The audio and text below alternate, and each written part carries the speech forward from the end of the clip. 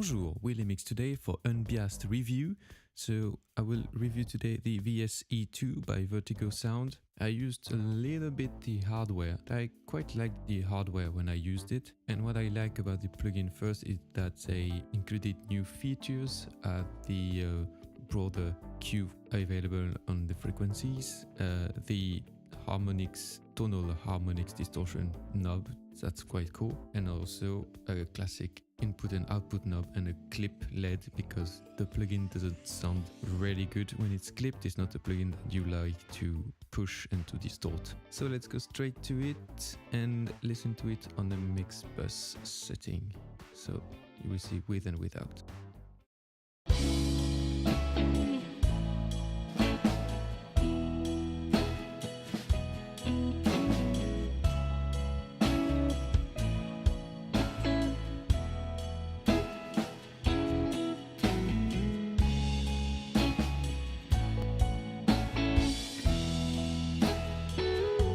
I liked what it had here.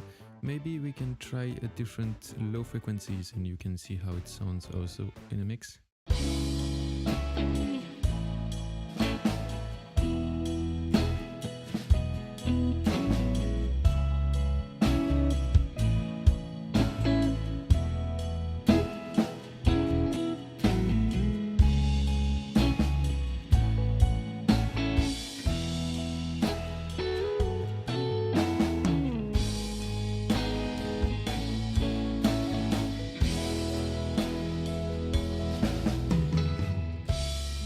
Cool.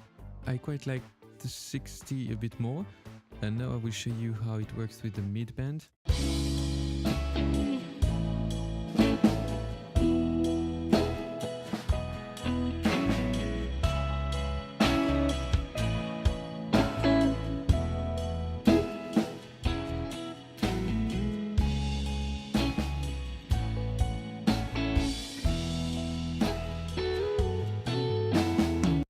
That's cool.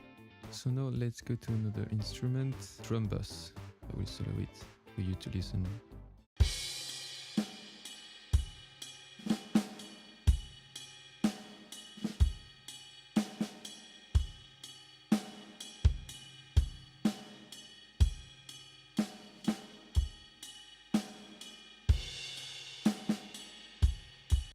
So focus on the kick drum. It's really doing something really cool on the kick drum.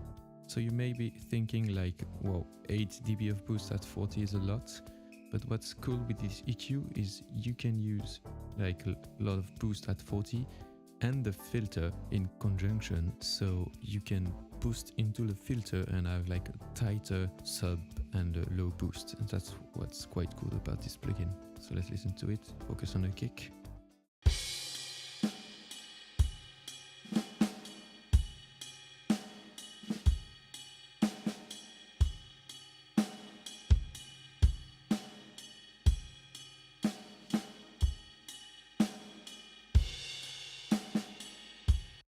That's quite cool, that's what I like about it. I use also a little bit of the harmonics here. I will show you what it does really by moving the knob around, so you will see.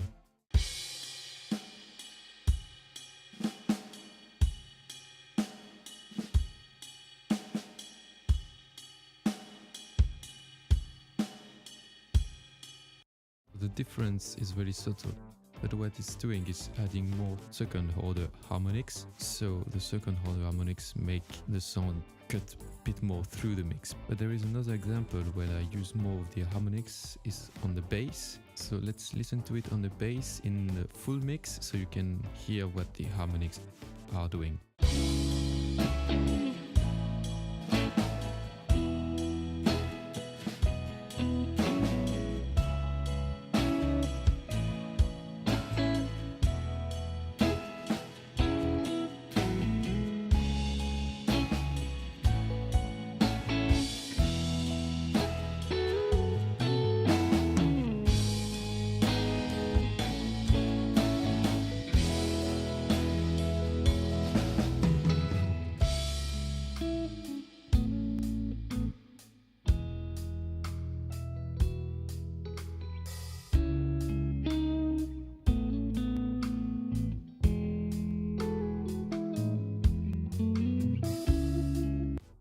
So you may be here, but it's really subtle that the harmonics give a different tone to the bass. It's adding a bit more mid-range because it's boosting this second order harmonics, as I said. So it's a bit different. Let's listen to the 315 boost here because it's quite unusual.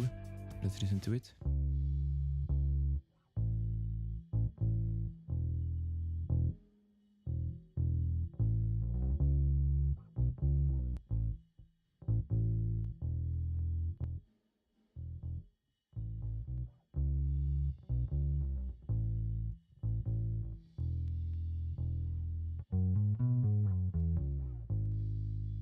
That's cool also.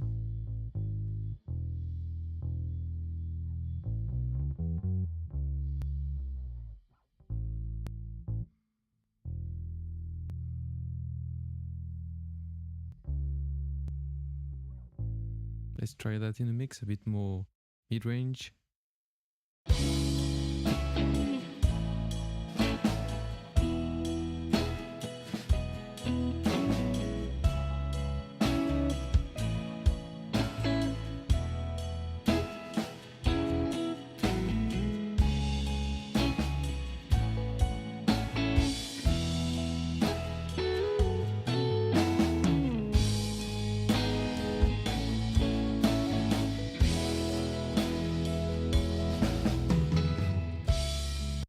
No, that's cool.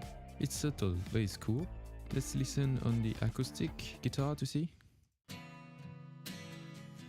Pretty random acoustic guitar.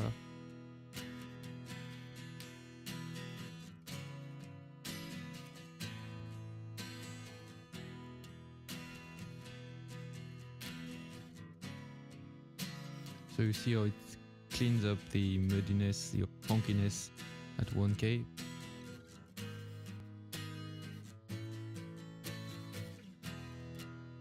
And again, I used the boost, really low boost with the filters. Let's see in the mix.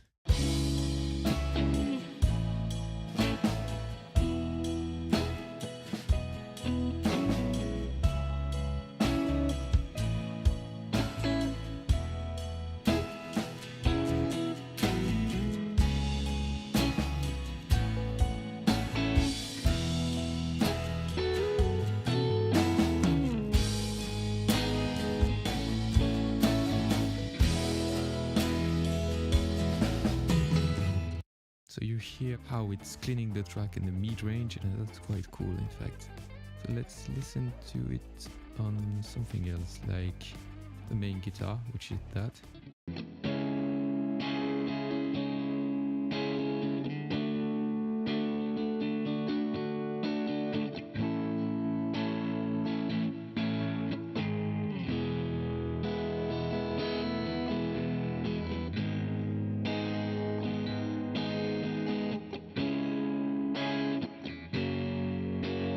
That's quite cool how it cleans up the guitar again. That's what I like about this EQ. It's cool for cutting, but I prefer it for boosting. So let's listen on the solo guitar.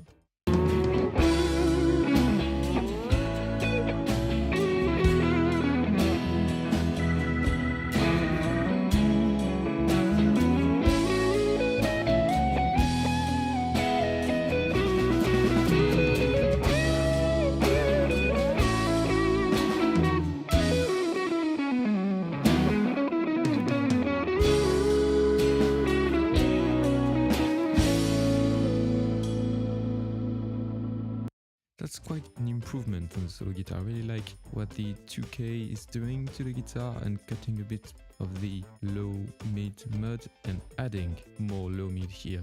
So it's doing a cut and boost, which is quite cool here. So let's listen in solo just to see.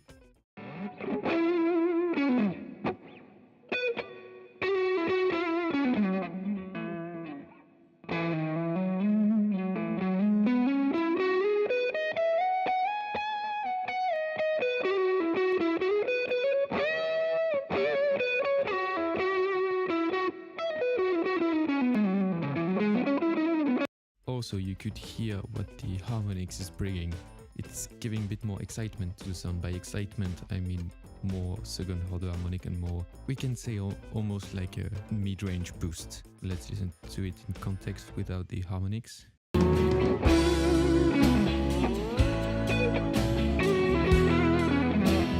It's cleaner.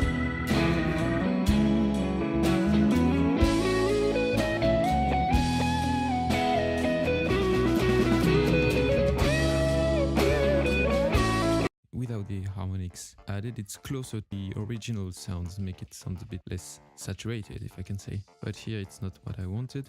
And finally, on the slide guitar, which is quite a mellow sound. Let's see what it can bring.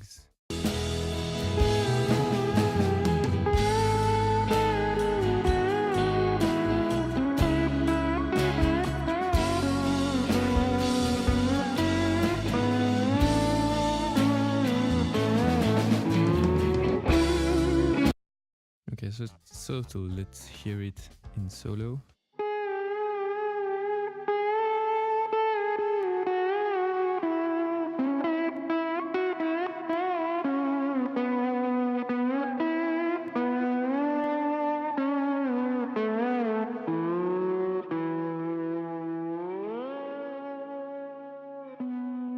And in context.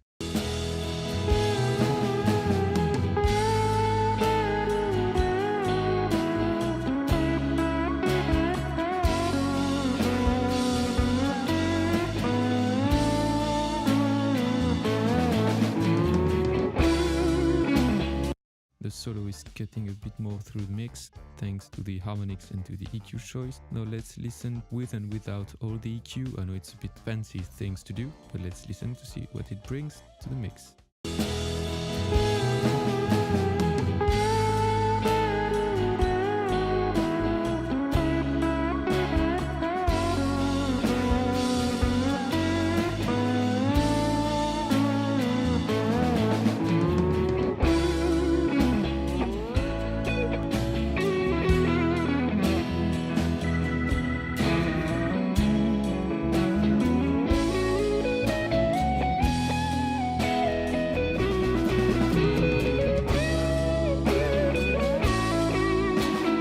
So you can hear when I bypass all the EQ that it's those little moves that are subtle on their own that brings the mix to a better sound, in fact, to a cleaner sound, more defined, but still interesting to listen to. And that's what I like about this EQ. It can be pretty subtle, but all those subtle things that it adds to the sound make better sound in the end.